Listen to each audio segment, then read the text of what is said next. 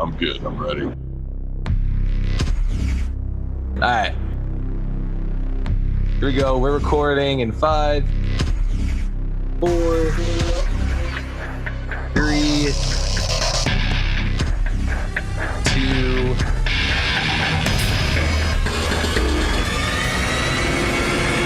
1.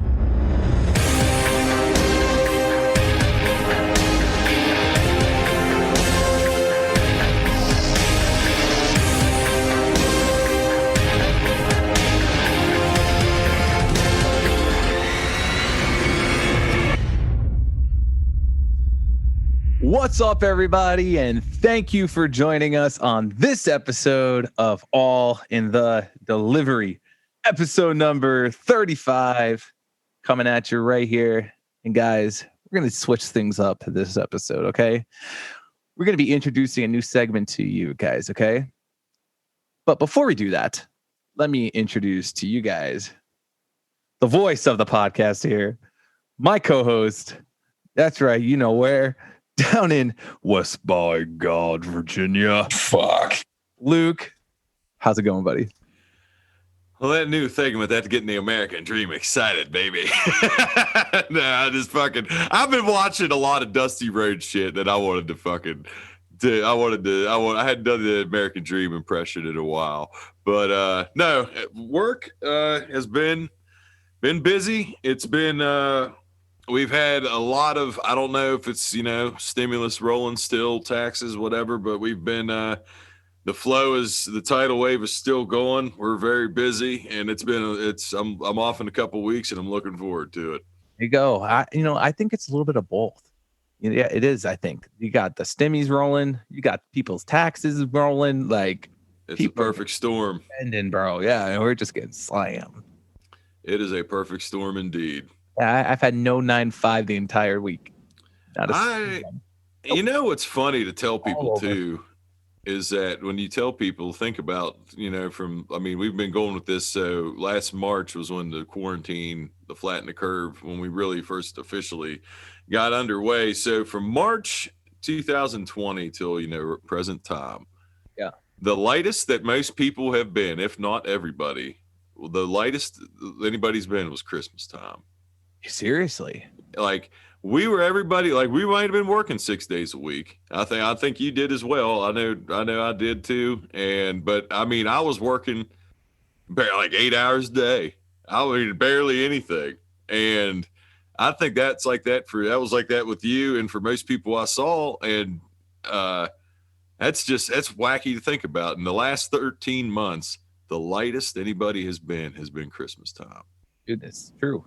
Nuts. Crazy, man. Yeah, never would have thought I'd see that.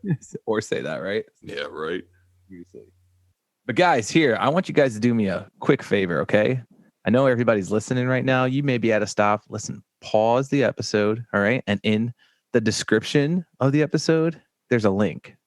And it says www.deliveringgreatness.com, okay? That's our website, just launched. All right, so do me a favor, go, like I said, go to the description of the episode, click the link, and make sure you enter your email address in there, okay, to be on our email list, to get the updates whenever we put out videos, some new videos that are going to be uploaded everywhere. We're going to try to start getting everything rolling out now. Also, go check out all the pages we got, the About Us pages, about everybody who's working with the podcast behind the scenes, the merch. All that good stuff is on there. Deliveringgreatness.com, guys. Go and check it out. I don't think I have to spell it, do I? I mean, it may be a little confusing, but yes, there's 2 G's next to each other. DELIVERING GREATNESS.com. All right. Delivering greatness. I don't know. I think you should do it again. I'm just joking. I'm just joking. No, you're fine. All right. And also, guys, so our guest is going to be joining us in a few minutes here. All right. Her name is Kori Wagner. She is a feeder driver out in the middle of nowhere, Montana. I think it's Montana's just the entire state's middle of nowhere, right? That's what I Yeah, feel like. I mean, she's in a wilderness state. She's in a wilderness state, just like I am. But I think she's got more wilderness than I do. That's for sure. Yeah. Montana's a big rural place. Yeah, dude, and what an interview too. Like, I really think everyone's going to enjoy it. Just hearing that side of the company and all that stuff. I mean, she pulls triples, bro. Yeah, Like that seems intense to me, you know. And that's hard. That's hard to fathom with. And I guess with it goes with repetition and practice. But I mean, yeah, for me looking at it, I'm like, fuck, fuck. Exactly. But like we brought that all up obviously on the interview. So guys, stay tuned for that. But first, let's introduce the new segment. All right, guys. So let's get into it. This one is Getting the Big Picture. How was that? Was that well done? I fucking love it.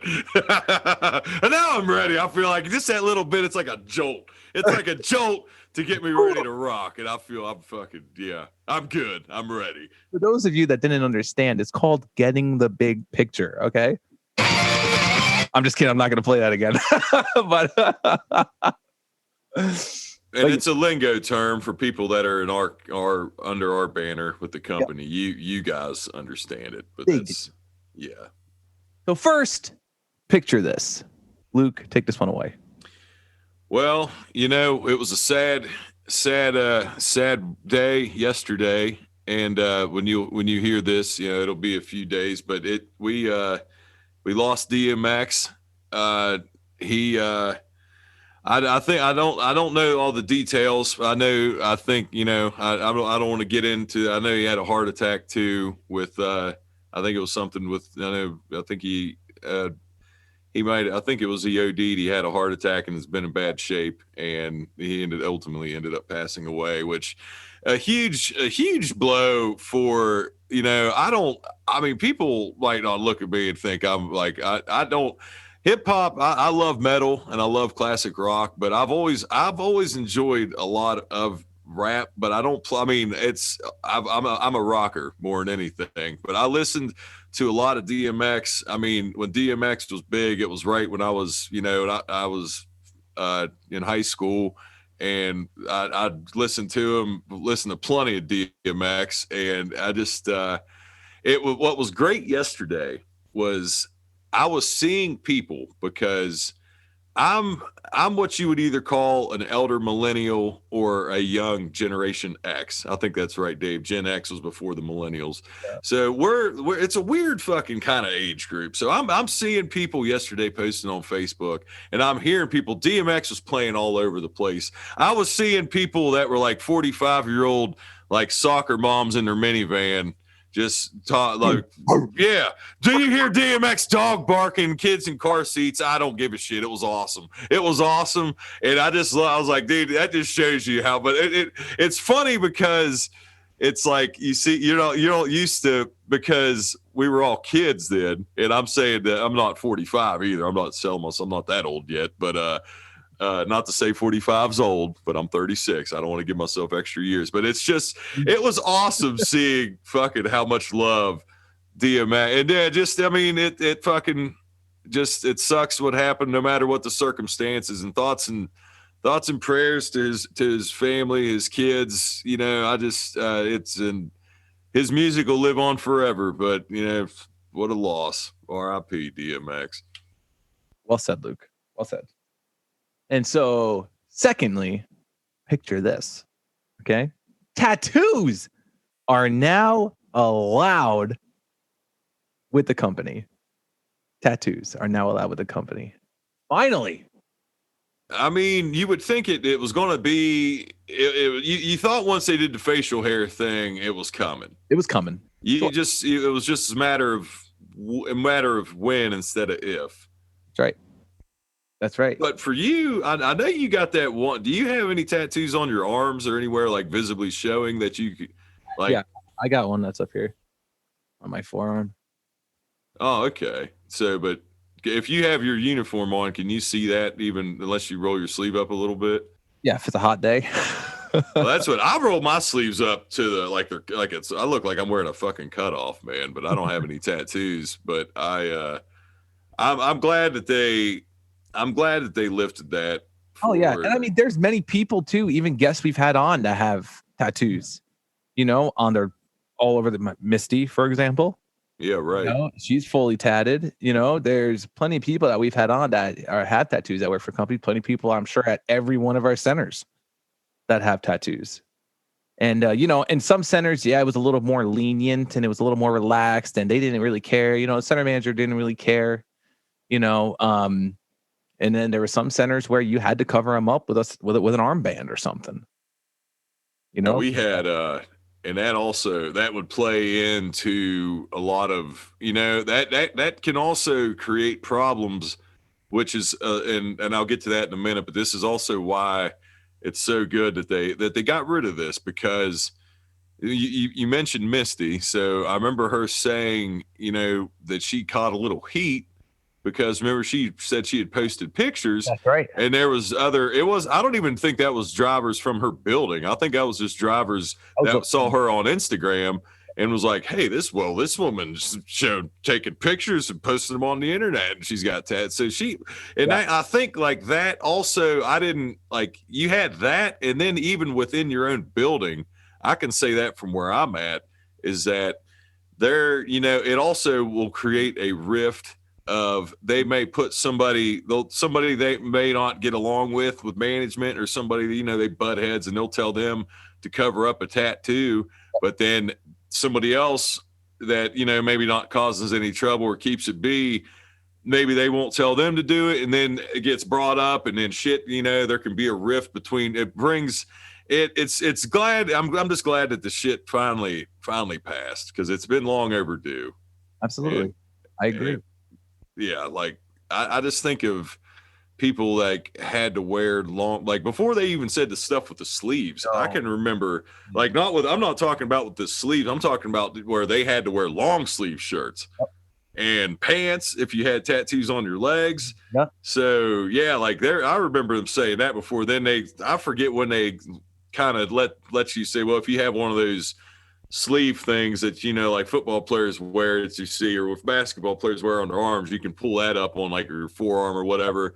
But they didn't do that at first, not where I'm at. So I mean, we have a dude that has never, I've never seen him wear shorts in his life, because I've only seen him, if I haven't seen him at work, I've only seen him at like social events, like fucking like weddings or something. Like, I've never seen this dude wear shorts.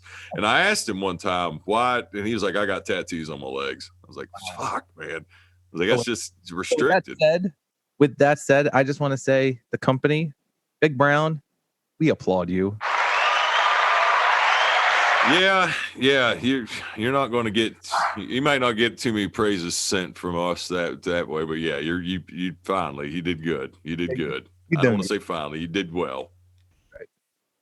And last but not least, the last thing on the menu here before we get to our guest. So picture this, literally.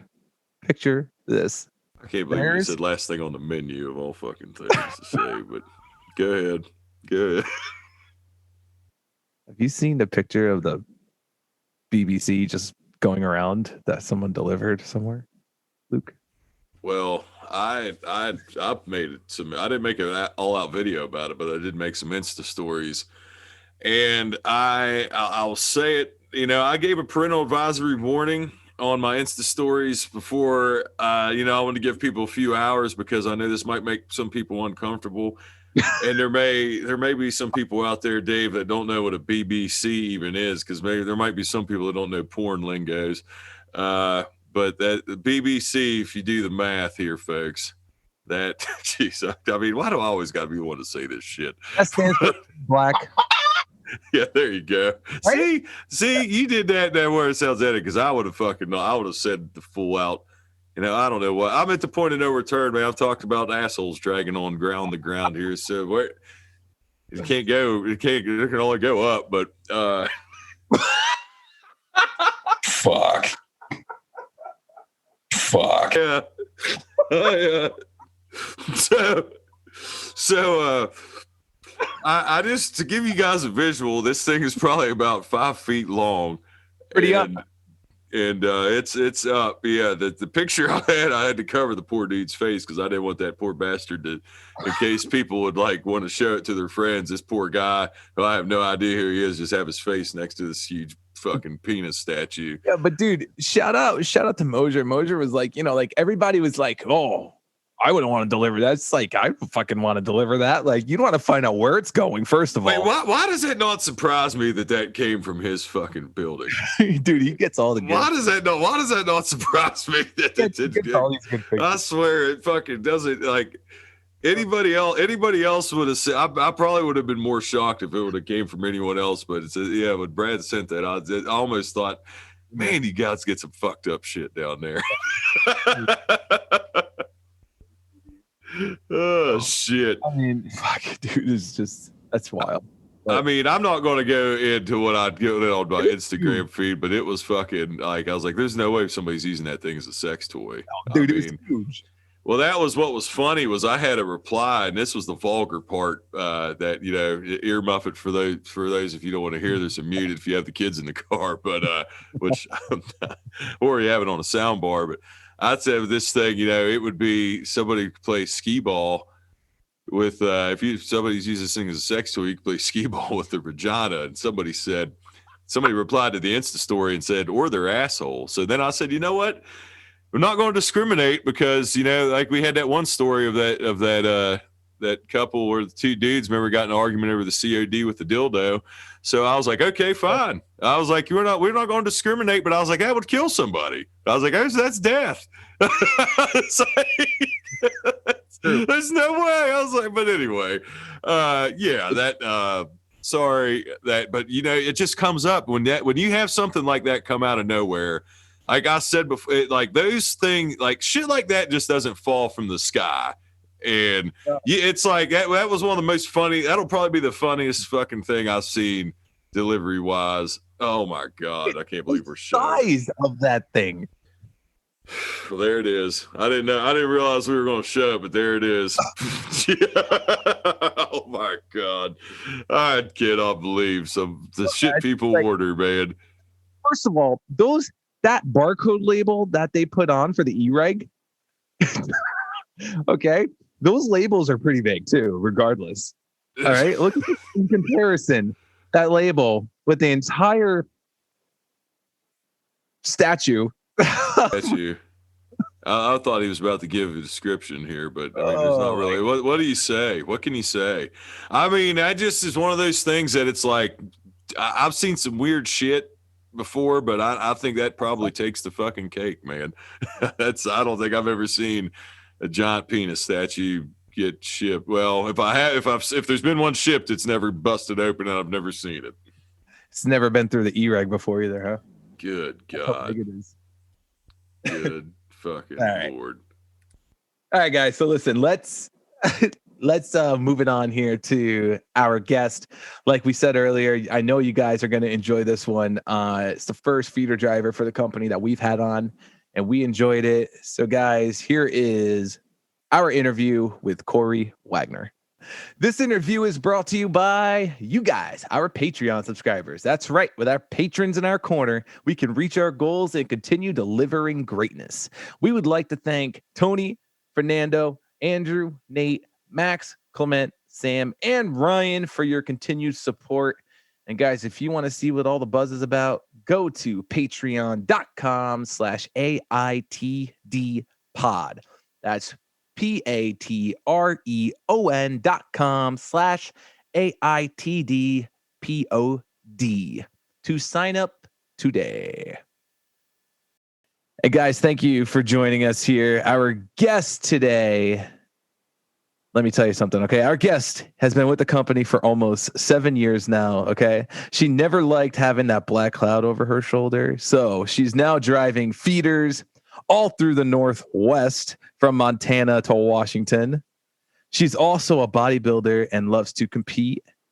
Guys, she's a badass pretty much, all right? Please welcome to the show, Kori Wagner. Kori, how are you?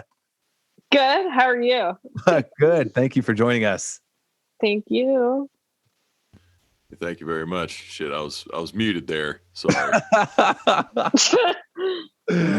That's awesome. So, like we said off air, we're excited to have you on and learn more about the feeder side because you're actually the first. She's the first feeder driver from the company that we've ever had on, right? Yeah, from the company. Yeah, we've only had one other person that's a feeder driver, and that's Mark Weens. Shout out to Mark. But yeah, he works for good old Schmedlex. He is not a company. He don't work for the company. He don't work for that company. So we're excited for this one. So Kori, real quick, how's your week? How's everything been? Good. It was the first week, no snow. Like, thank you.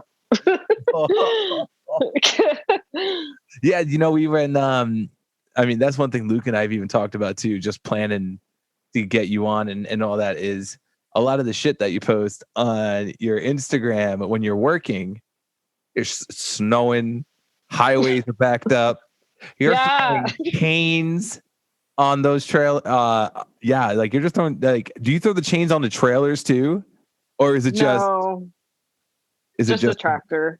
Just a tractor. See that I actually that was something, a question that I had too, is when you're like pulling the triples. So and there's like a like does the back one ever catch? Like, have you ever caught like some black ice randomly that somehow you might have missed with all them other tires, and then like the back trailer catches in it? Like, does it, I don't know how it's all connected, or does it have the ability to, like, can you get a big, I don't know if you would say fucking tail swing?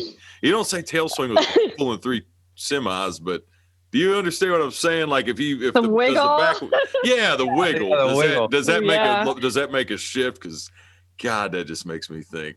Well, for one, if it's snowing or anything, if it's snowing, I don't pull 3 trailers. For the most part, it's illegal. So I think in Montana it is, and then Washington you can't have 3 anyway. But like all winter, no triples, and then I always check the weather cameras just in case it might be snowing. Then I'll make sure. But yeah, even if you have 2, your back one can catch. For the most part, that hasn't happened to me, but. Yeah, it wiggles a lot with 3. Like, if the third one's heavy, it's like all over. Damn, that's you gotta drive slow. Like, have you ever had a fucking heart attack? Like, as you're driving, like, holy shit, look at it go! You know, like look in your mirror. A little bit, yeah. Yeah, like I'd shit my pants. I mean, I'm just thinking like the biggest truck I've driven's a 1200. And that's that's it. And I'm like thinking of all the times, I've done. Of course, it's completely different scenarios, because places that I would be where I've almost gotten in some bad trouble aren't places that you would be able to physically, be able to go.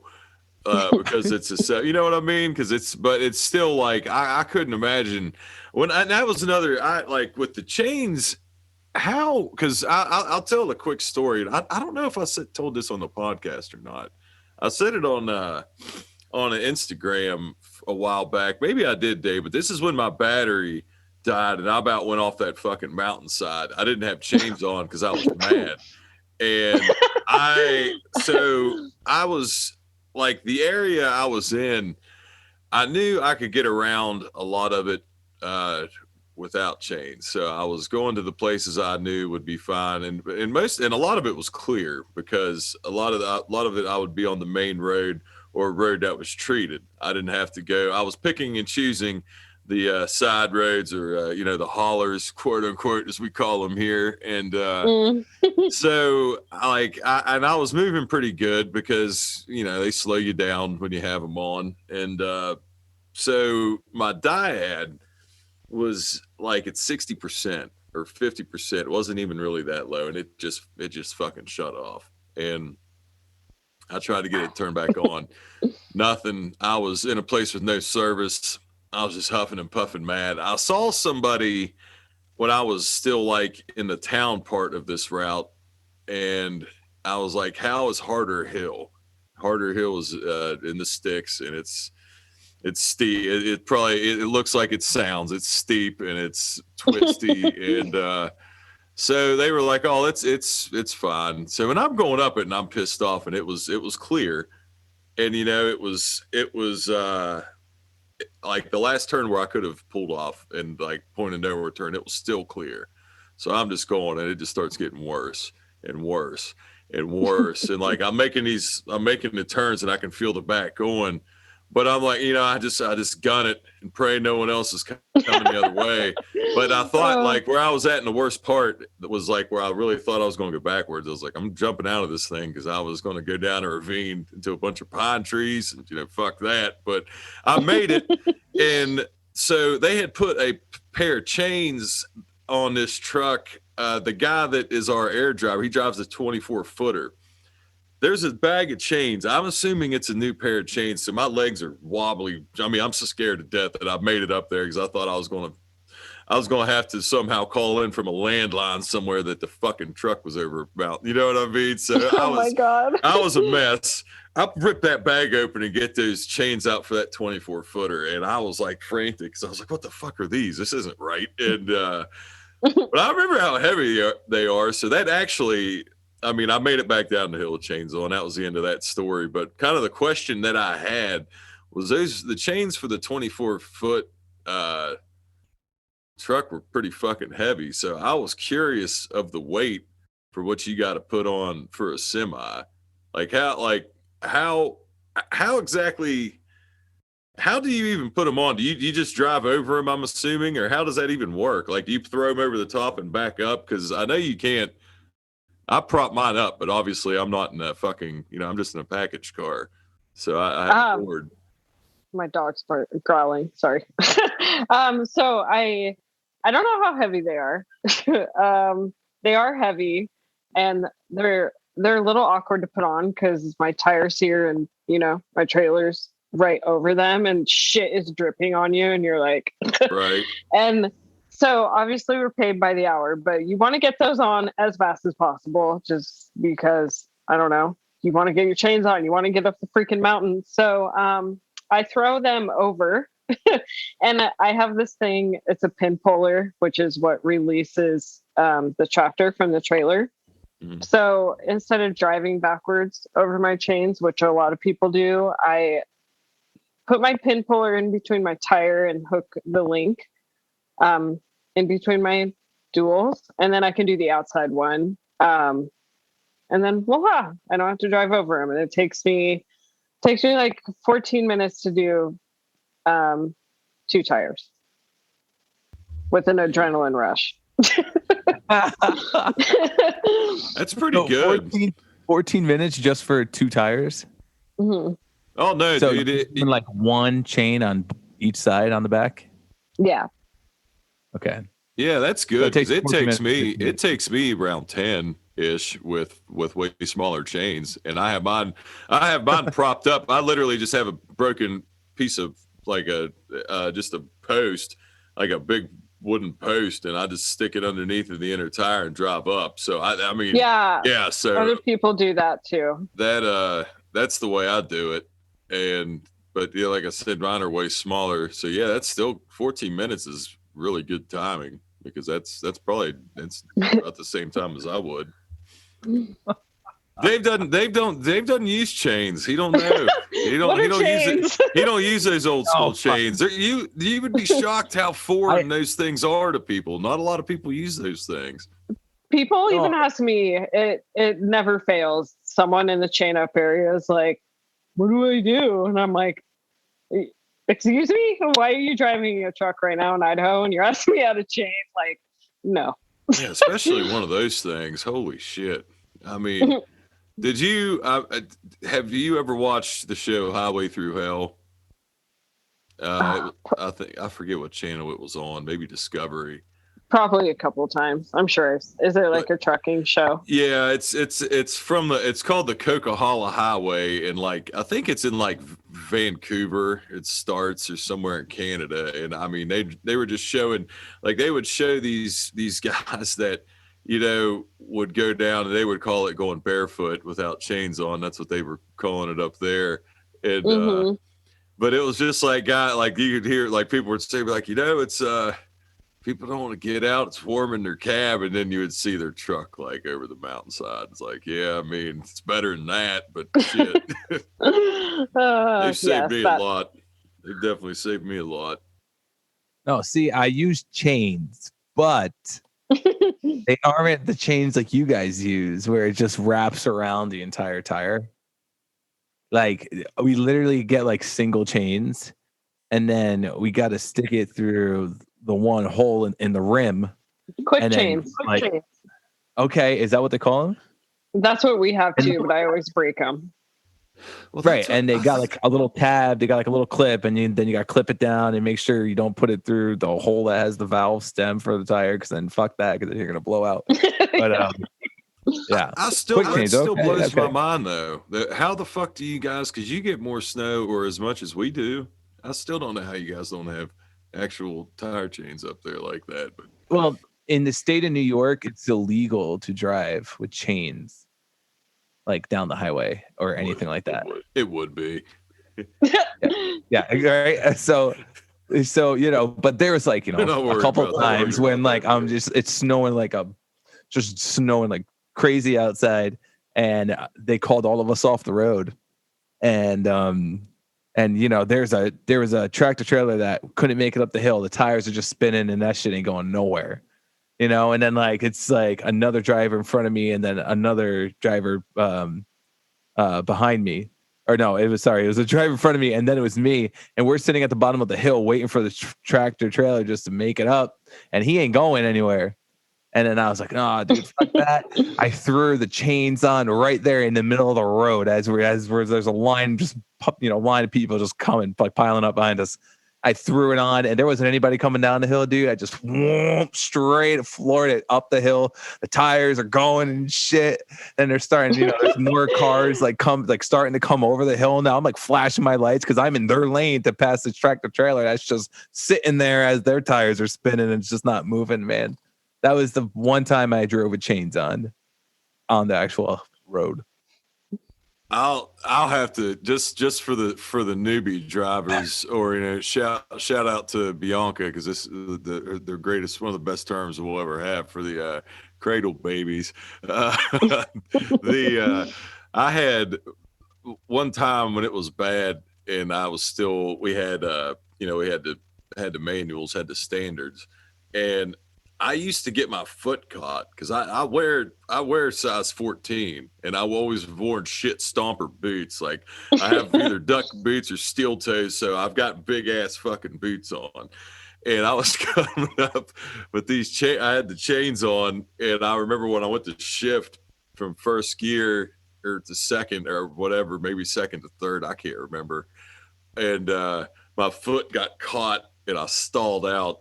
And I remember, like, I tried real quick, and I barely got it started to where, like, I felt like, because it was a steep hill, I said, I felt like George Clooney in Perfect Storm when that final wave gets him, because I slid all the way back, but luckily I was kind of in a spot where I literally hit nothing. I just went back, and I was in kind of it was scary, but it nothing happened. That one didn't get rid up. That's one of those unofficial incidents. Yikes. Anyway, scary. So listen, Kori, tell us a little bit about yourself, huh? Tell us, obviously we mentioned you're from the Northwest, driving from Montana to Washington for the company. But tell me a little bit, tell everybody a little bit about yourself. Born and raised in Montana?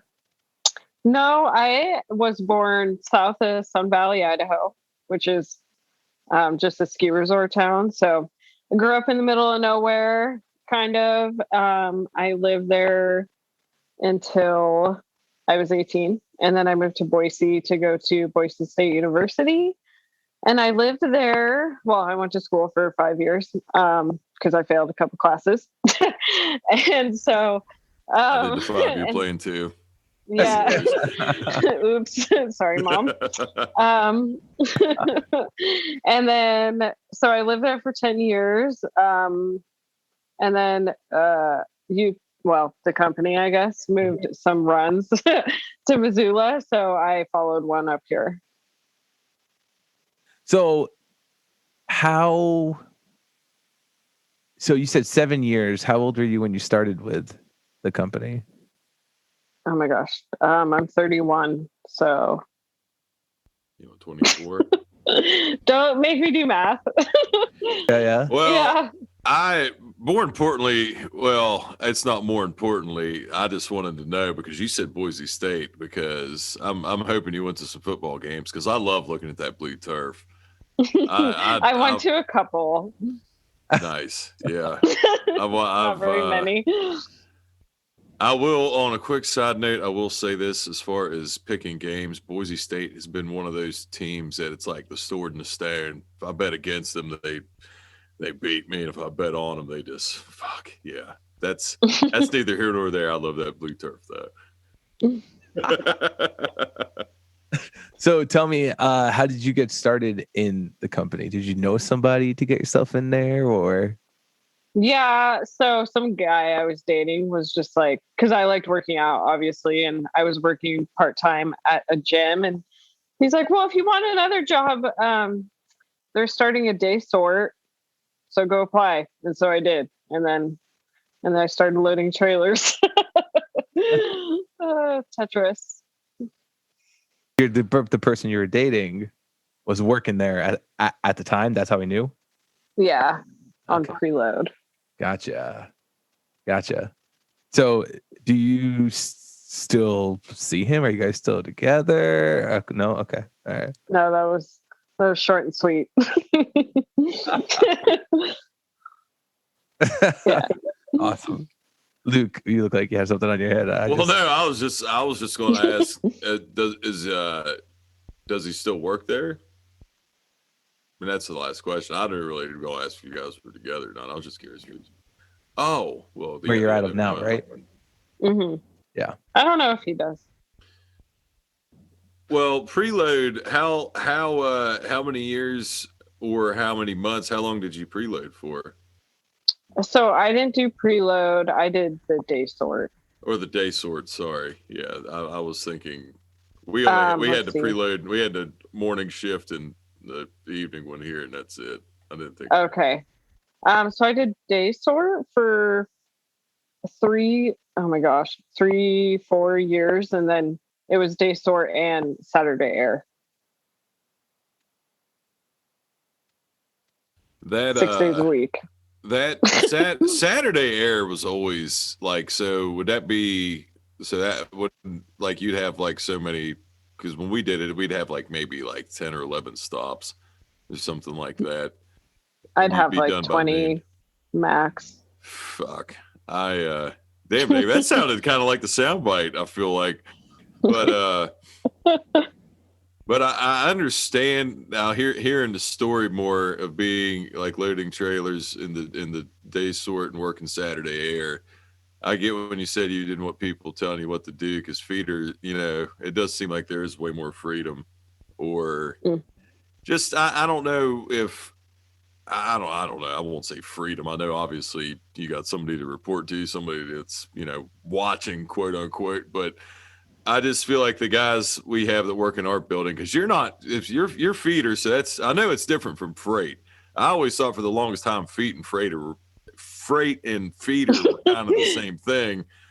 And now, freight's not even technically a part of us anymore then, really. So, but I was just saying though, they, working night shift, obviously it's more laid back, and I just feel like, those guys kind of, the one guy we had that was a package car driver since I've been there, and he always drove feeder during peak because he had his CDLs, and now like the last 2 years he was able to do it permanent because they added another job, another route to it, and I mean he loves it. So yeah, it's I've and another friend of mine who we're going to try.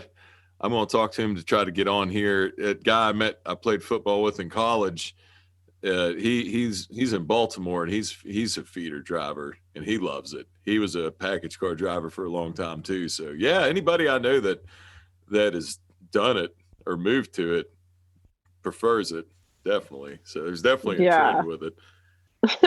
Like, so for the most part, I would just work Saturday, and whenever they called me to cover like ground, like during peak or whatever, I was like, no, I don't want to. I did it a couple times. I tried to force myself to like it in case like I couldn't go feeder. So like if I had to go full-time package, I was like, okay, I'm just gonna try it. And oh my gosh, I couldn't even force myself to like it. I understand. I know Dave does. Dave, you get it. I think anybody that drives can at least understand. And I mean, I know it's different when you have a set route and you do the same thing every day. Like it's different than just going in blind and doing whatever they want you to do. But oh my gosh, I don't know. So like with driving feeders, are they like, do you ever get like messages to your, well, I don't know, I guess you guys don't have dyads or any of that stuff. So like, do you guys ever get like messages from like your bosses like, come on, let's go, like are they like harassing you through messages? No. So we have a dyad, or not a dyad, an IVIS, and it's a phone pretty much. And the only messages I get are safety messages like, make sure you stretch today. Yeah, watch out for drunk drivers. It's 4th of July, just stuff like that. Safety messages.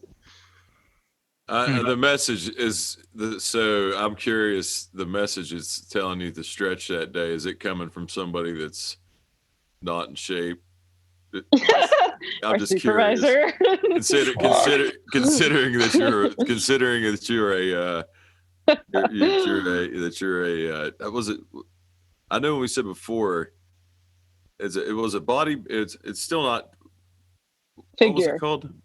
Figure builder. Figure competitor. Right? Figure competitor. Bodybuilder.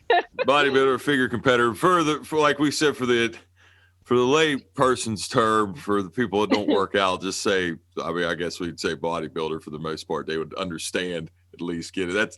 That's why I said that if he was overweight, sending a message to a quote unquote, bodybuilder that to stretch. So that's where that's coming from. That's also like I told you before when we start, right before we started, I lifted weights and worked out for a really long time. And I grew up around a gym, and I just so you were obviously into this prior to working for the company. You've been working out, and so you obviously have the drive and have the desire. And like when I was saying before we went on that you're like a unicorn, because a lot of feeder drivers are.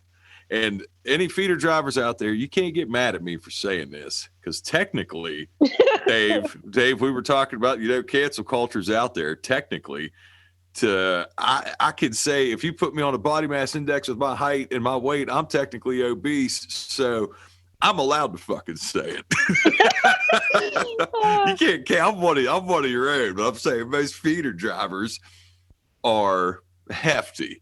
They're a little bit on the there's a stigma side. There's a stereotype stigma, the feeder whatever 50. you want to say. That's what people say. Feeder don't 50. Get the feeder 50, and I'm like, damn, jeez, that's like a lot. People think the freshman 15's bad. The feeder 50 just fucking puts it on a whole new level. Yeah. So let's get into that a little bit, to your bodybuilding. So obviously you were into that before you started working for the company. What age did you gain that interest?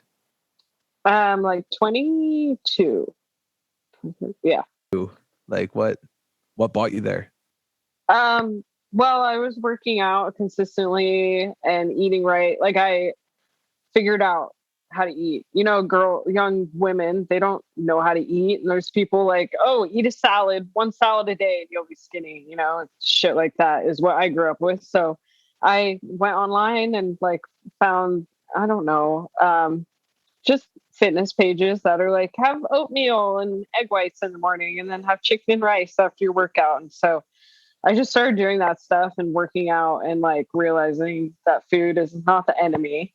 and that, I don't know, that you can be healthy and I never got bulky. I'm never going to be bulky because, for one, I'm natural, but like, that was another thing people would say is you're going to get bulky if you work out. It's like, no, not so. Yeah, there's a lot of people that think that, that and that's a stigma too in itself. Is a lot of, and I've always hated that, because there would be the gym that I grew up around, and at my high school gym I lifted at when I was in college.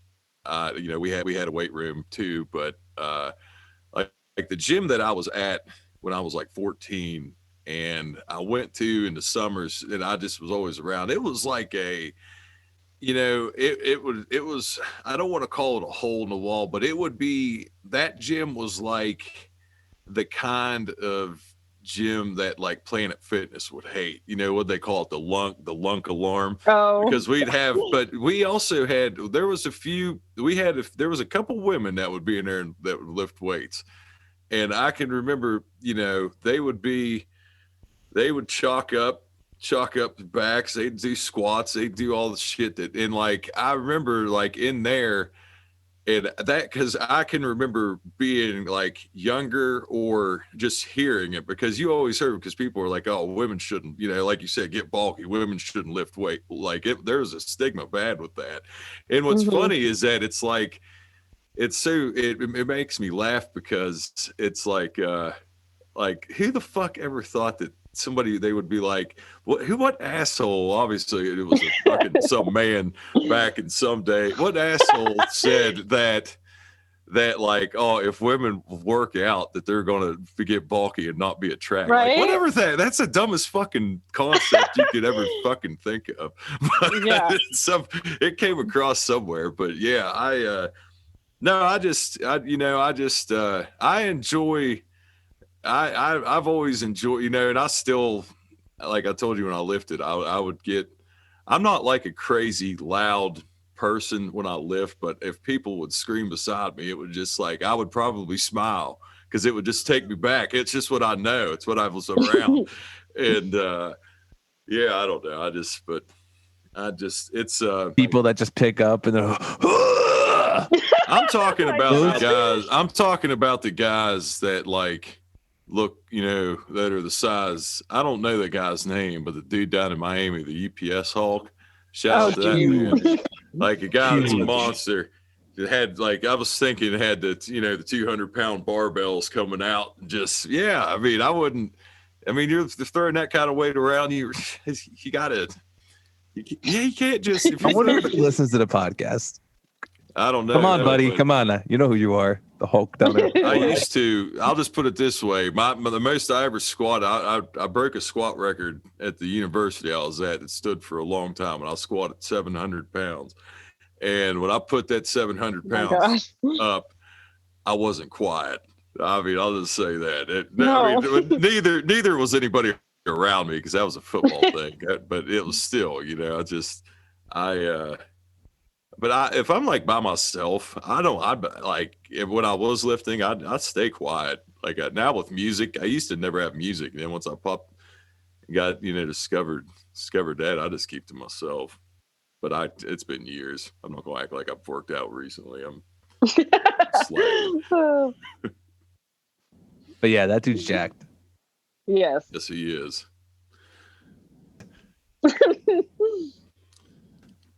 And he's like, what? He's over 50? I don't know. Is he? I don't. I hope he is, for your sake, Dave. Now you're calling out his age. You might have just made him angry. You don't want to make him. You don't want to make him angry. Hulk mode. But no, we need to get him on the podcast in the future too, though. Absolutely. Well, I would just love to hear his stories. Like, he's got to get looks from all these females down there in Miami, Florida. Like, I mean, he's probably getting looks from. He's getting looks from everybody. Everyone. I said, there's no way he has to cut his sleeves. He's got to cut his sleeves. Probably no way that fucking guy to cut his sleeves. I've had to cut sleeves on some of my uniforms, man, just for being a bigger, and not even. Yeah. I'm not, yeah. And I know his arms definitely got to be bigger than mine. So, yeah, I'd say he's slicing those things. Fuck. That's funny. It is funny thinking about it.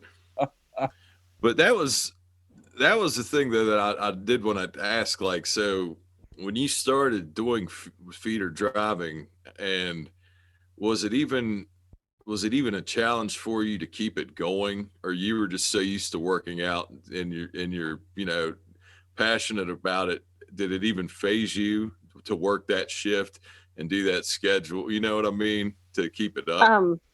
It was, the only hard part was I was back up at first. So it's like you go work and then maybe they'll call you in 10 hours after you work, or maybe they'll call you 24 hours later. So sometimes after, like, I didn't have a schedule. I'm the most scheduled person ever, but during my backup life, I couldn't really have one. So I'd sometimes go to the gym before work. And then if I didn't know if I was working, I would go to the gym and be like, am I working later? And they're like, we don't know. And, so sometimes it was a normal day. Sometimes it was an all-nighter. But yeah, I still definitely made it to the gym. So it was just a little difficult not knowing when I was working. So let me ask you this then, non company related then, just solely with working out. Have you had periods, like, not just like I don't know what kind of rest periods you would have anyway with your regular schedule or regimen that you do, but have you ever had, like, say, I don't know, either injury related or not, but have you ever had like a 6-month downtime, or like at ever a significant time where you haven't lifted, like in your span when you started? No, I think the longest is right now. I don't work out Tuesday through Friday, but I've never had like a month or injuries, or I've gotten hurt, I've strained something, but I've never not lifted, I guess. Yeah, I gotcha. So is that just because of COVID now? Like, just not working out those days?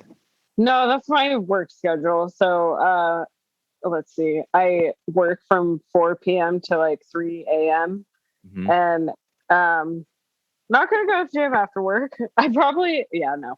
And I wake up at noon or 12:30, and food prep, walk the dog, like any chore I can do, but that stuff just kind of adds up. And I do cardio during the week, so the weekend I don't really do cardio, but I make sure I do something. But driving to the gym and then working out just isn't really like worth the time because I wouldn't be there long enough. So sure. What about you, Dave? You ever messed around? Did you ever lift your I'm just kidding. I'm just asking. Hell, you just made it look. What are dumbbells? You just gave me the look like I was the stupidest person in the room right there. Was it that good of a look? Yeah, I definitely knew before you said it that you weren't a weightlifter. That's funny. Oh my gosh. Oh, what? I've never owned a gym membership. Never. Well, what do you want me? I was gonna say never too late to start, but shit. I've said I was gonna play saxophone again, and here we are. So I would love to play saxophone. I should have stuck with it, man, but it was, sixth grade. I peaked at sixth grade, and that was. I played clarinet, so I can relate. Yeah, I wish. I don't know why.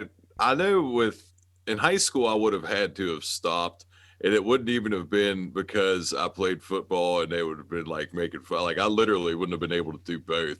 But I don't think that would have been funny to have tried, because they would have. That would have been probably a first. Definitely something different. Yeah, and going back to the gym stuff. So I usually tell my customers, like, my job is my gym. That's how many times how many stairs have I climbed in one day, going in and out of those trucks? Well, I mean, really, that Yeah. the job itself, as far as what the package car part of it, as long as you would not eat like shit, you would probably be, for the most part, I would say, all right. You would lose. I don't know. I mean, dude, So now you like shit. That's Yeah, it. I mean, Yeah. see, I Eating don't. is a huge part of it, guys. But see, even if what I'm like, I still I would lose some weight, but I still would be not like even if I don't know, I don't think we would do enough that like if I would end up, I would have to have like some crazy ass diet to lose a bunch of weight from what we do. Like I could probably drop 20 pounds pretty easy, but that's just because Yeah, I mean, like I'm there was like a regular time dude. when like the first kid was born, when Xander was born. Like I was like, all right, you know what? I'm gonna do this routine, and I would start it in the morning, just here at the house. You know what I mean? And I would start at the morning, and I would actually play drums for like 15 minutes, and that's a hell of a fucking workout. So like I would play drums in the morning for like 15 minutes, and then the last 15 minutes I'd just do some, your usual shit that you see people do at home. Whether it be jumping jacks to push-ups to what do they call the mixed burpees, you know what I mean? Burpees. And like that kind of shit. And then I just get the heart rate up and then, work up a good sweat in the morning.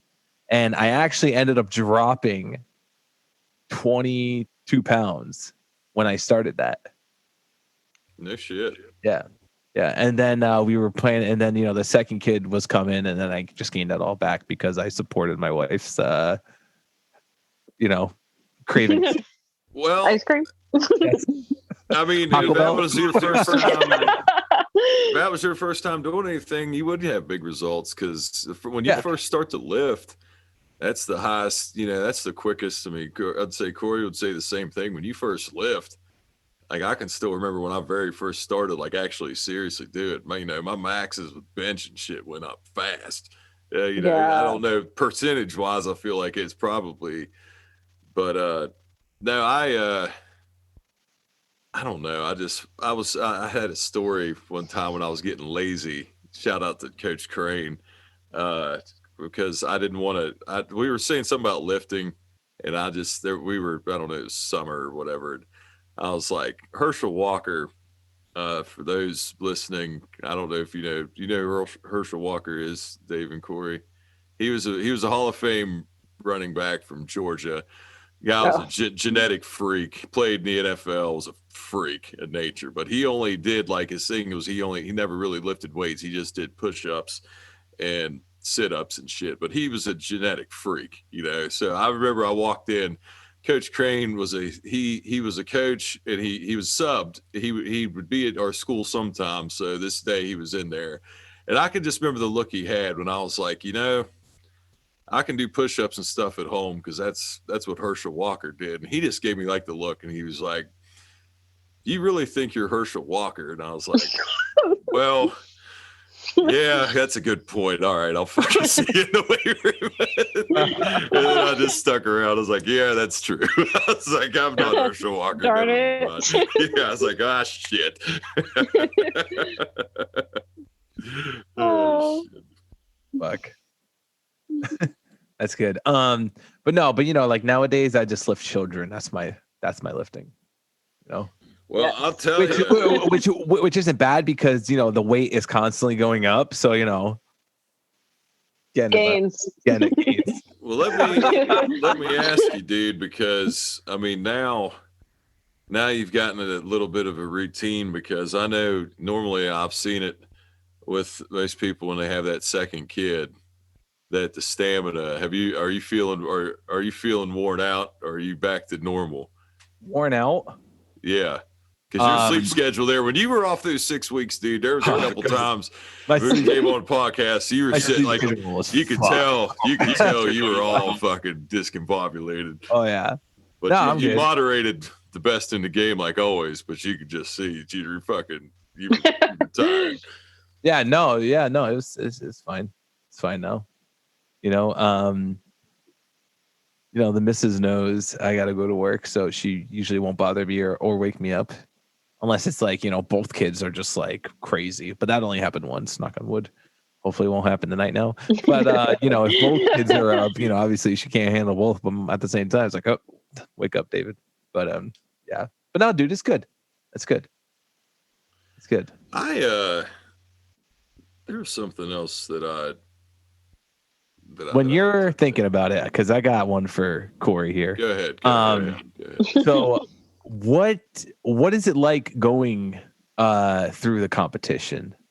Like what is you like also, you know, what is your preparation for a figure body builder competition too? Like what's the whole prep thing? And then okay, so I basically prep is when you start dieting, I guess, like counting. Well, I mean, I always weigh my food out and measure it and blah, blah, blah. But prep is when you are going to focus on a show and you start cutting calories pretty much. So for me, let's see, last year I started in like February, and then I planned on a September competition and an October one, and there's another one in there. They got canceled, so I only had one. But anyway, just throughout prep, I check in with my coach every Saturday, and he either ups my cardio or he'll like lower my carbs or my fat or something, or he'll be like, "Good job, you're doing good. You know, we're not going to lower anything this week or whatever." So that's prep pretty much, is slowly losing all my energy. No. February to September. Yeah, so Shit. which is very long. Yeah. But it's better that way, just because if you slowly lose weight, it doesn't like, you know, like, let's see, cut away at your muscle as much, I guess. Like you want to lose fat, you don't want to lose muscle. So if you lose your weight too fast, then you like plateau, and then you got to go twice as hard to lose more weight. So sure, slow and steady. And then what's it like when that day finally comes? It's the best day. Take us through like your routine, or if you have one, but like take us through showing up, you know, prepping, I guess, preparing for the competition, then like the day of. So it's usually on a Saturday, so fly in a Thursday, workout. So Friday, spray tan, and I compete naturally, so I have to take a lie detector test, and I have to do P test. So I do a lie detector test. Hold on a second. They hook you up to a lie detector test. The wires around your waist. Yeah. Like, what do they ask? Damn. So they don't trust. They don't trust the urine. Then obviously, you are not the father. No, like it fucking reminds me of Maury, but the Maury show. Yeah. You know. Yeah. That's a child. That's a yeah, that's child. A lot of morning talks. Anyway. Anyways. Really? A lie detector test, like what questions do they ask? They ask like 4 questions. They ask like, have you ever taken these? And they hand you a piece of paper and that names off a bunch of like steroids and stuff. And it's like, no. What else do they ask? I can't remember. I'm usually like, I know I'm not lying, but I'm like, please don't think I'm lying. The whole time. Right? Because like, doesn't a shit read your heart rate too? Yeah. So like, imagine just like, please don't think I'm lying. Then you get your heart rate up and shit. So you just gotta like sit there and breathe. I'm like, yeah, dude, it's crazy. No. Okay. All right. So lie detector test, P test, spray tan. So you stand naked. Yeah. Arms up. get that orange look. Super dark. Yeah. And then so I competed in at like 10 in the morning. So I got to wake up at 3, eat, go back to sleep. Not really. Didn't go back to sleep. Eat again. Put my makeup on, my fake eyelashes, you know. And that part is so fun for me. I don't know why. I guess probably because I never wear fake eyelashes, but that's what I know. You drive a fucking tractor trailer for a living. Right? You're like, this is the time I get to be a glamour. Yeah, glamored, right? Go ahead. And Sorry. then I don't know. And then we go to the show and go backstage and pump up back there. Like, and I don't do a workout because I'm covered in tan and like sparkly shit. And but yeah, so just pump up backstage and kind of practice posing, and then go on stage with all the girls. And like, how many girls usually are there in indies? Last year there's 12 in my group. Okay. Pretty big. Okay. And I think the year prior, it's always been like 10, 11, 12. So what was your highest win to that? I've gotten first. Hey. Nice. I don't know how many times. Oh, That's shit. awesome. That's fucking awesome. This is the first time. So I got fourth at Worlds, which is great. I think I looked amazing. It was my best package At I brought Worlds? to stage. Yeah. Okay. How many people, how many females were in that? Yeah, when you say 12. Worlds. Yeah, that's So there's 12 girls. It's International Pro Elite Worlds. It's just the biggest pro show. Interesting. Nice. So for your category being so for your category, right, being, so there's like different classes. Right. Gotcha. Like bikini, physique, which is bodybuilding basically, but physique is for the girls. And then what else is there? There is bodybuilding also. So right. That's awesome. But that's awesome. Yeah, it's really fun. And then do you usually treat yourself to anything after? Yeah, so my coach, you know it. So my coach was there. Oh my God. Well, it was in Missouri. It was in Liberty, Missouri. So we went to Kansas and got some barbecue, which was super good. Nice. And then I always get frozen yogurt. I am just famous for like a pound of frozen yogurt at the self-serve with 16 ounces, with like cookie dough and Heath on it. And that's always like, I have to get it. Oh, it's my go-to. As far as I'm concerned, you could eat 2 pounds of that shit after you're done with the competition, because I'm thinking for myself, like the closest thing I never wrestled, but I knew a lot of wrestlers in high school and some couple guys I knew at WVU that wrestled, just with cutting weight and stuff and the diet that they had to do, just with what they had to do. And I feel like the shit that you have to do with that is at a whole nother level of diet than what they would do, because they're not trying to, a wrestler can drop, cut 10 pounds. They don't care how they're not trying to look like, right. They're not worried about their physique. So it's completely like, God, it blows my mind because of how I just never had the discipline for the diet part of it. And like, I just was, I never got into that. I never ever had to ask. I just look at it because I know it would be impossible for me to, I don't have the discipline. I'd have the weight, the working out part, I would have the discipline for. It's the diet part that I would completely just fuck up. Completely screw up. Yeah, it would be a fuck. That's what I do. I would wake up every morning, and you'd hear that, because I would have probably at like 3 a.m. went and made like a peanut butter and jelly sandwich or some shit. Feel like, look, there's a Snickers in the drawer. What? Oh, there's some Oreos. Yeah.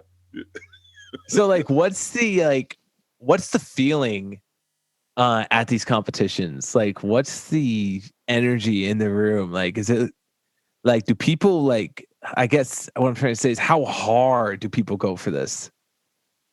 I think people go pretty hard. Like, I know I do. Like, that's kind of all I think about all those months. Sure, but I mean, like, are you like, hey, bitch, this is mine, I'm gonna win this one? You know what I mean? Or like, is everybody friends? No, a little bit actually. Like, there's pages on Facebook where like always figure count on girlfriend, Facebook for shit talking. Right. On Instagram too. People find each other. People go on Instagram and look for their competition. I don't do that because, I go there for me. But yeah, like before the competition, people are pretty to themselves and focusing on themselves and then warming up or whatever. But after we get off stage, it's totally different. Like people are like laughing or they're like, oh my God, my tan's melting off. Will you help me? Like,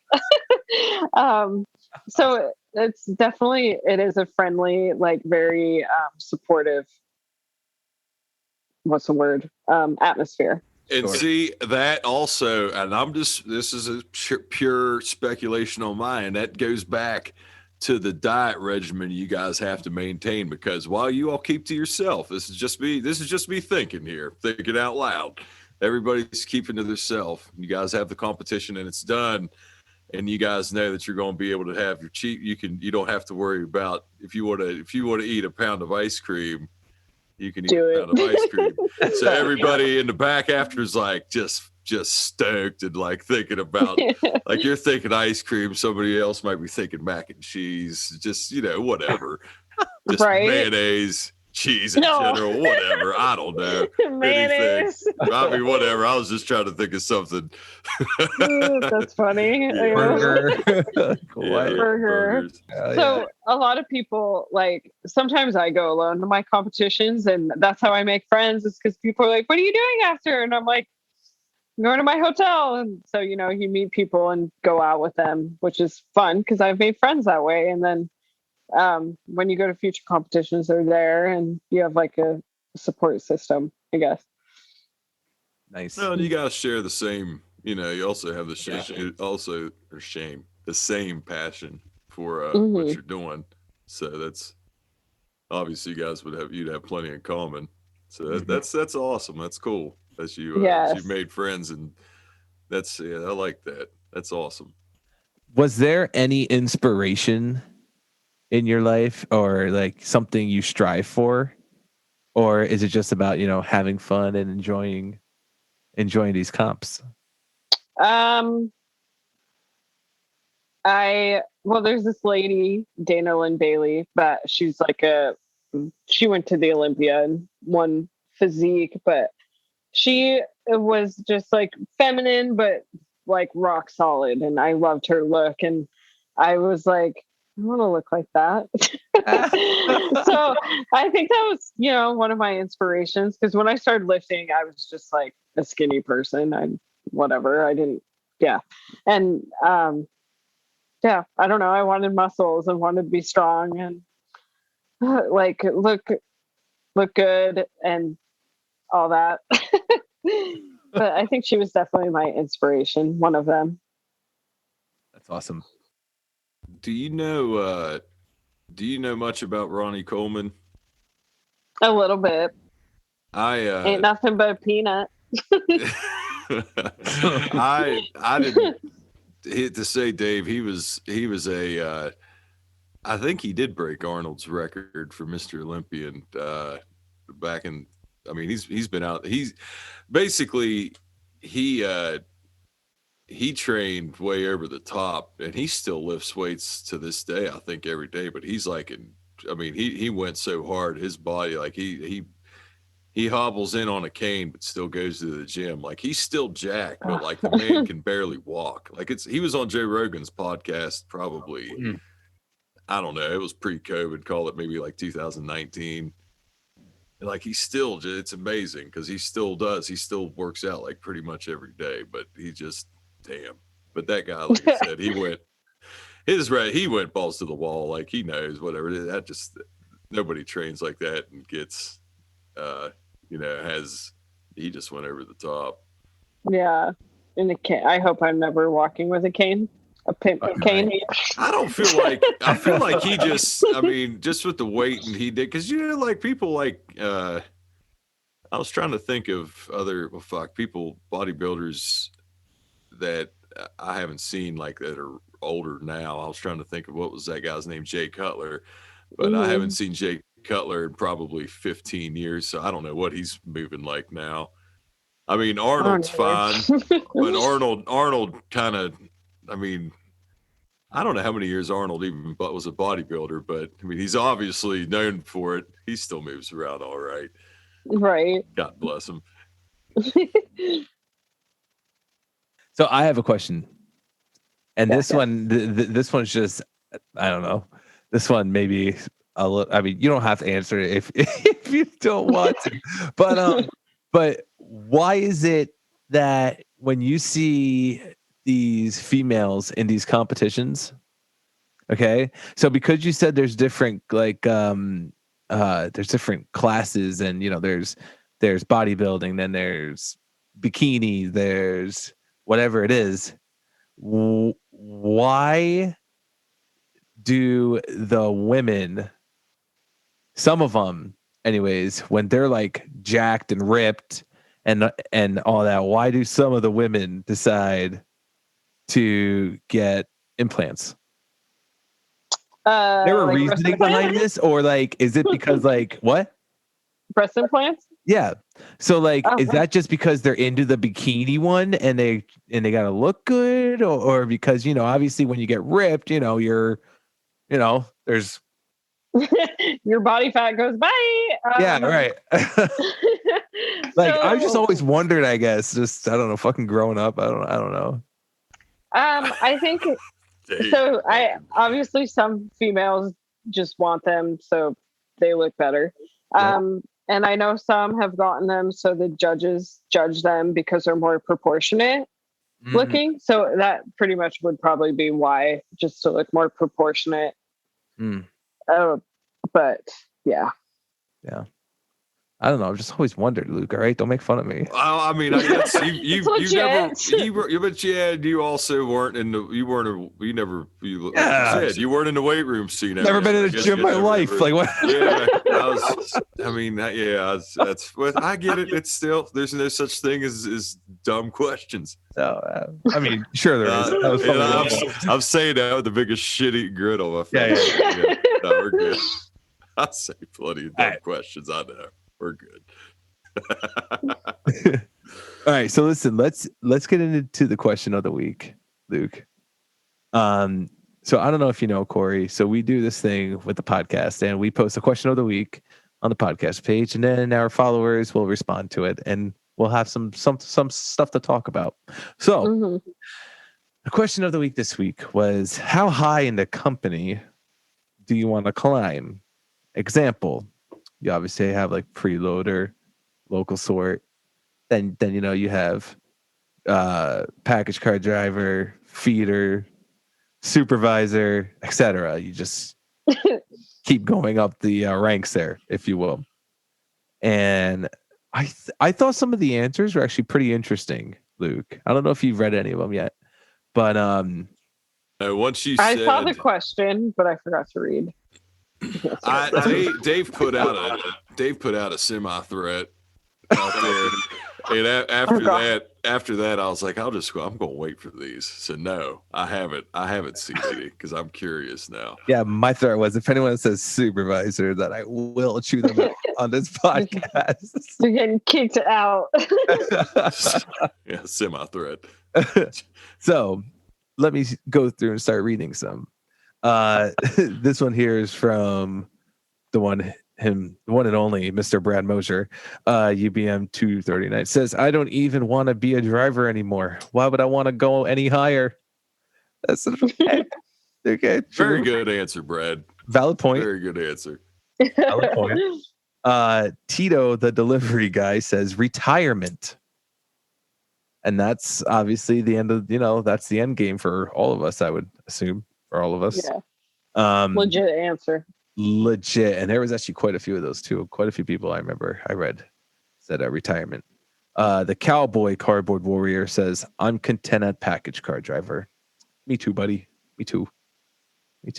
I don't know how these people pull triples around and all that stuff. Hold on a second. I got it. This was one thing I wanted to ask you and I completely forgot. So pay attention here with me. or bear with me. So when like, do you got to back 3 of them up? Like, so, or do you guys just unhook one and then pull away and then grab the one that you got to back up when you're there? Yeah. So some people do back up their double sets. I've seen it, and not 3.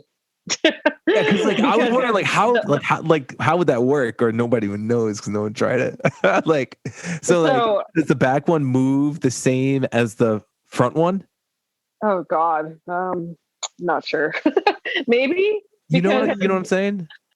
Because I don't know how many people can back a trailer, but the opposite way that you turn your wheel, your trailer goes. So I don't know what would happen to your third trailer or your second trailer, because I haven't done that either. Dude, because like I feel like if the one goes, okay, never mind. That's just a rabbit hole we could go down, but we'll get too far gone. Well, anyways, myself. So back to it here. Back to the question. So I'm sorry, and I lost my page. That's great. Good job, David. Hey, here it is. Okay. All right. The next one's from Awesome Delivery Guy. Says, to be honest, alive. Being able to hold my wife, see my kids grow, and enjoy everything life has to offer after Big Brown. I'm already a feeder backup driver. I would love to be a pilot for our company. Nice. That's Excuse that's me. A big one. My grandmother, the grandmother I always yes the one that's on the road closing on the road to 100. Her old neighbors, I don't know if it was her nephew or grandson. Oh yeah, you told us this. Was a pilot. Was a pilot, yeah. And I don't know how they got about it. But somebody must have told my grandma, because she doesn't use like Google. She's not looking up salaries. But man, I remember when she said what they made. I was like, damn. So yeah. Shoot for the stars, be a pilot. I got astigmatism. I'm fucked. I can't be a pilot, I don't think. But you can be a pilot. Definitely be a pilot. All right, next one again from Tito, the delivery guy. Says, top of the seniority list. So on a light day, I get the first opportunity for a rest day and can go home. Yeah, one day we'll all get there, Tito. The next one from Jay Hill. He also says, retirement. That's my end goal. He's retirement seems to be a popular one. This one here is from, shout out to Tony Cook. Tony says, I used to enjoy spotting trailers on the yard, but here we only have night runs in feeder, so I'm going to stick to my package car. Yep. This one here is from Loiza. Mr. Fernando Loiza says, I'm happy being 22nd on seniority in my center at the moment. I don't want to lose building seniority by switching to a combo job, nor go to the bottom by going into feeders, nor would I want to extend my career with the company by joining the dark side. F that. Hashtag driver for life. I'd expect nothing less. Yeah. Another one here, actually the next 3 from Century, from Ups Main, from Domsky, they all say retirement. This one here is from NC Static, says feeder where I am now, but mileage would be awesome, but probably would retire before that happens. Feeder where I am now, but mileage would be awesome. Yeah, what's that? So we're all hourly. If you're mileage, you just get paid by the mile. So right, isn't that the sleeper, or what are they? Yeah, so the sleeper runs are at mileage, but like other bigger hubs have, like Salt Lake has mileage runs. So they just go, I think it's over 500 miles is mileage. And like the faster you do your run, the more money you get, basically, because I don't know. It's hard. It sounds funny. No, it makes sense. You're just driving more. Yeah. Luke? I think that's a hell of an incentive, but that's something that they will never. That's like here, like they have bonus centers here still. They're few and far between. The only one that I know of anybody within the cardboard community, I'm not sure if she listens to the podcast or not, but Angela up in New York, she's out of a bonus center. So, but I know they're trying to do away with bonus centers. Probably the union side, I would assume, is because that's it kind of it encourages running, but yeah, I don't know. I think it's a hell of an incentive personally, but yeah, I'm just a package car driver. This next one may make some people angry, and I mean but he's kind of got a good point. This one's from RCJ65_imagery says, if I can make to retirement, I'll be extremely happy. But the way our union is letting us down at the moment seems like they work for the company and not us. Oh, shit. Fuck. Well, we don't have to get into that. I'm just going to say, who said that? RCJ. Who was it? RCJ. Well, I'll just say you may have a point on some things. Yep. Next one here is from Miller Gang _5 says, the only place I want to climb is to my bed. Oh my gosh, me too, actually. Solid answer. Yeah, that is a good one. That's a good one. Next one's from Those Three Dudes podcast says, I'm good with being a driver, but wouldn't mind a full-time spot back at the Air Gateway I started at. So the Air Gateway, is that an airport? The Gateway? Yeah, I would assume so. Yeah. Is that what they call them? I don't fucking know. I've never been. Yeah. Okay. Which I thought that was weird. I was like, what's a gateway? The first time I had to go there, I'm like, okay. The airport. Yeah. Okay. Yeah. This one here is from T So's B. I think I said it right this time. I don't know. I'm butcher everybody. I would love feeder, but the hours at our center are terrible. So package driver it is. Yep. This one here is from Ben Ingersroll says, I want to have Dean Doss seniority in feeder. Oh my gosh. That dude's got seniority, right? He's Dean Doss. He's been there for a long time. Yeah. Right? Call me an asshole. Wait a minute. You're gonna say who's that? Did you? I was, yeah, pretty much. I was going to. I didn't want to, but yes. Who am I missing something with this? Do you have Facebook? No. Oh, wait a minute. Is this that really? Fuck, I don't want to say that really old dude that moves feeders around, like in the building. Like he moves feeders around a lot or something. That guy. Shifter. No, I'm fucking up. I don't know what he does. Yeah. I can't be thinking about it. Sorry, Dean. Well, next one is from Next one is from Tim Hen says, CEO. Then I will fire every center manager and give away Christmas turkeys again. Oh boy. That's turkeys, good. Man. That's good. They're lost art, bud. That'd be a solid move. This one here goes along with the stigma that we talked about. This one's from Daniel the Warrior 503 says, if you want to get fat, go feed her. See, there it is. There it is. It's out there. I know. That's like what I said. I replied, stigma, I said, yikes. The stigma is busted, literally, as we speak. Right? As we speak. So it's called discipline, people. Yeah, Daniel. Jesus.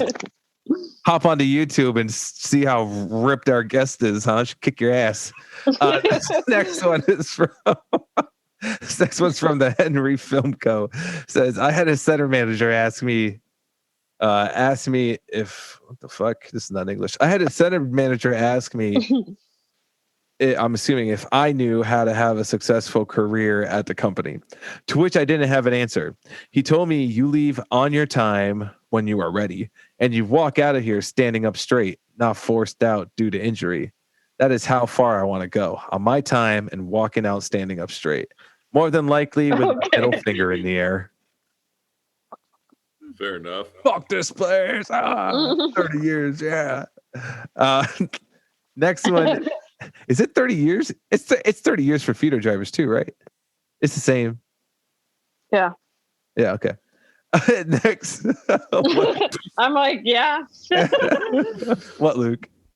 No, I don't know if I should say this or not, but it was like a fantasy if I ever won the Powerball because everybody says retirement. Maybe I'll just save it. I'll just save it for the end. Okay. Because if you're going to ask what we would do, yeah, I'll just say it then. I'll just save it. Ivan says max the shit out of my 401k.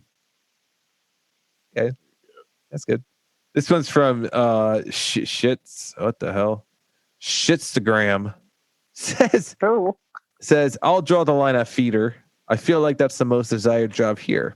I'll never be management ever. It goes against my code of ethics. It's true. True. And that's all we got. That's all of them. There's actually quite a few on there. That is a lot. I was surprised. Yeah. I mean, nobody's their supervisor though. I honestly was going to go loss. I thought about going loss preventions on a serious note a few times because I thought that might be the only time I'd ever actually use my degree for anything. But I never. I mean, I don't really have any desire to do that. Yeah.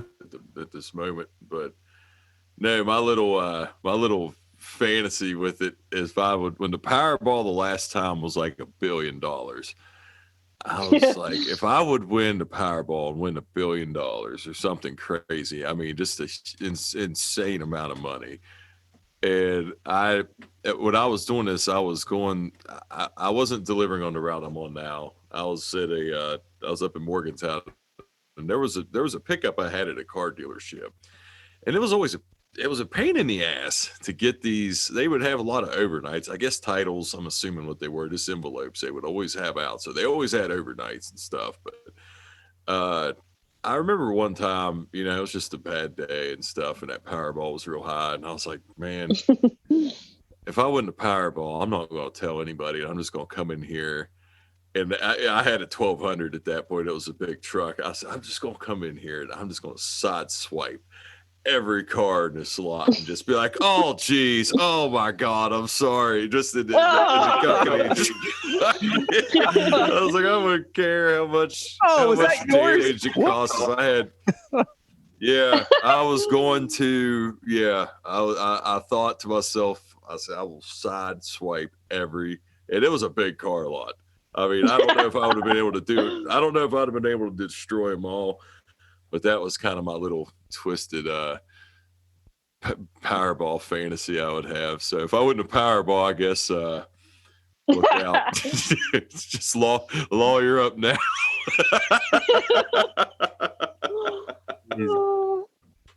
I'm just joking. Boom. So let me ask you, Kori. So you never actually were a full-time package car driver. You never made it that far. You were like, fuck this, I'm out. Yes. So did you ever drive during peak season with a helper? I was a helper. That's what I thought if she worked it. Yeah, I thought if you were building work, it might have been a helper. I guess we can't ask her that then. She was on the other side. Oh, if I had a helper? Have the helper story. Oh, no, I was just the helper. And then when I did ground the couple times during peak, no one helped me. But I was also like, I don't want that many stops. So being a helper, how was that? It's easy. You got any good stories? Like you see some shit? No. Actually, you know what? Being a driver out on the highways, you probably see some shit. Yes. Oh yeah. Yes. I have Peter stories. Spill the beans. Come on, give us some of the craziest stuff you've seen out there. Okay, so actually, the past couple of weeks have been a lot. What? So I was on vacation like 2 weeks ago, and then I come back and it's like a normal summer day, and then the next day it's like shitting snow on the pass, like the just sloppy wet snow. So yeah, I saw that. That was wild. Yeah, I saw that. That was wild. Because I thought it was Yes. like, So, what, it just like 70 degrees there? Holy shit. oh my gosh. So the chain law's up and I'm chaining.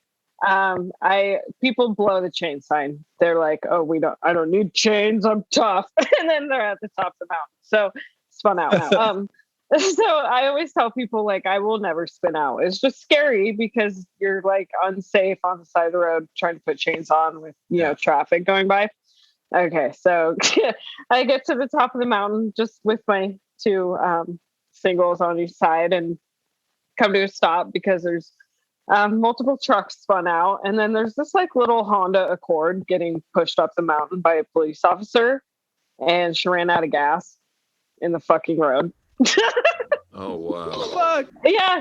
So like I'm going like 1 mile per hour and the person in front of me is on the CB like, no, we're stopping right now. So like I can see the top of the mountain. And this police officer is just putting gas in her car. And so this is happening. I can't get going again. So I have to put more chains on. And then the lane to my left opens up. One of the trucks got going.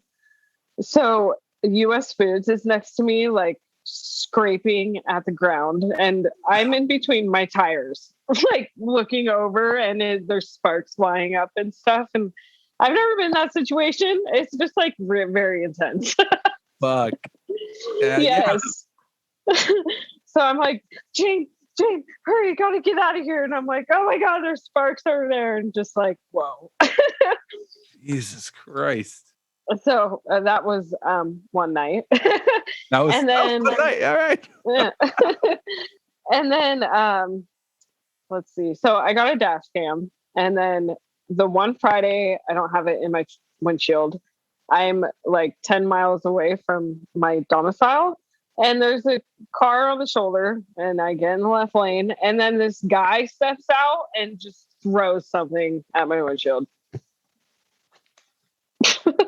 And like, exploded. It didn't break anything. I'm so surprised because so I called the police and I freaked out. I screamed. I was like, "Oh my God." That could have came through my windshield or whatever. But so I called the police, and when they got there, this dude had a 6-foot fire in the middle of the freeway with like propane tanks and just random stuff that was in his car. And the officer was like, he probably threw a little propane tank at you. And I'm like, oh, really? Yeah, right. Fuck. Yeah. At like 3 a.m. on a Friday. Well, Saturday. Like just had a propane tank about go through your dash. Yeah. Holy crap. And like, I was in shock for a while, and then I kept thinking about it, and just like, I don't know what could have happened if that came through my windshield. And so those are my two crazy stories. Yeah, that was like what, last week? So what do you got like the week before? Yeah, that's awesome. Oh, God. Yeah, before that I was on vacation, so that's what I came back to. It was like a shit show. Welcome back. Oh, fuck. But, yeah, mostly just chaining, and I mean, like the whole sparks thing, like it wasn't scary, but it was just so intense. Like, yeah. There's traffic backed up behind you and everything. And it's like, I gotta hurry. Yeah. And you're right there on the side of the road. Oh, yeah. No, thanks. I I think I said that to you too. I was like, I don't know how you do it. Like, I've never had to do that, like with traffic behind crazy. people waiting. Like anytime, there's been times where I've had to, it's gotten so bad that I've had to put them on just literally to go. But like I was able to pull off into a lot or something somewhere. So yeah, I've never. That would be nerve wracking. I couldn't even think. That would be really nerve wracking. Because it's something you do so much, like you do it so repetitively, and that would be the one time that like something would catch and you couldn't like quite hook her. You know what I mean? It would be like, right. Sometimes that does happen every now and again, but that, in that situation, that would be one of them times. Yeah, that your chains are twisted or something like that. You can't hook them. Yeah. all right. Well, I think that's pretty much it. Unless you have any questions for us. Oh. I should have thought of some. I'm No, sure I do, and I can't think right now. That's okay. No worries. It's okay. No No worries. So that'll wrap it up then. Luke, are you good? You got anything extra? No, I just Kori, I appreciate you coming on. We appreciate you coming on. Thank you been for great. having me. And Thank you. definitely puts it to another side that I wouldn't have, that Dave and I especially, we don't know much about. And for the other listeners that are, on the package car side, and then, shout out to our feeder drivers that listen too. But yeah, that's been good. Yeah, I was gonna say I'm good, I'm ready, but that's for the beginning of it. I'm ready to go. yeah, there you go. That's it. So Kori, where can people find you on social media? On Instagram at Kowag, which is KOWAG. Awesome. Simple. Awesome. So guys, you heard it. Go follow her at Kowag on Instagram. And yeah. Weather updates. You can see the weather, good or bad. Or the gym and other stuff. My dog. That's right, yes. And the dog. Yep. So guys, go follow her, and thank you guys for tuning in again this week. And listen, whatever you guys are doing out there, make sure you're delivering greatness. And yeah, be safe out there, guys. All right. Have a good week, everyone. Yes. See you guys. Thank you.